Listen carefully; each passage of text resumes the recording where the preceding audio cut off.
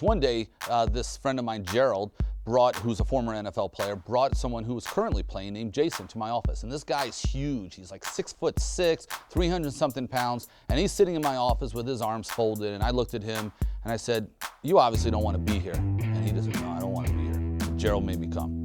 I said, "All right, here's a question for you. You might not want to be here, but here I want you to think about it. What would you do if someone went in your house and stole $50,000 out of your top drawer?" And he said, "Well, I'd shoot the guy." I said, "So isn't it interesting that you're doing business with people who are literally shoplifting $100,000, $200,000 for extra management fees out of your account every single year," which I knew was the case. Here you're going to lunch with that person. Here you're calling this person your friend. But you would shoot someone who stole $50,000 out of your drawer, but you're hanging out with this person and calling him your friend." And Jason stood up and said, "Okay, you got my attention.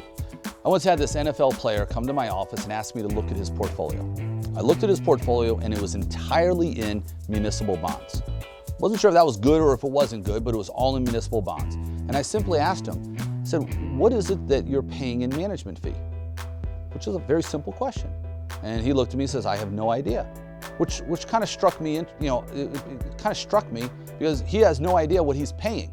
Now, as a general rule, you really shouldn't be paying anything to have municipal bonds managed. It should be done for free. But I asked him, he said he had no idea. So I said, "Why don't we call up your broker and ask him?" So we dialed, the guy answered. The player said, "I'd like to know how much I'm paying in management fees. I'm here with a guy who's evaluating my portfolio." And his financial advisor said, "I can't tell you," which again, that's very odd. He says, "Why can't you tell me?" He said, "Because of the Patriot Act." The Patriot Act has absolutely nothing to do with how much this person is being charged in management fees. By the way, we found out 2 weeks later, he was being charged 3%. This client was making 4% tax-free and was paying 3% management fees. He was actually being charged $146,000 more than he should have been. Compound that over a number of years.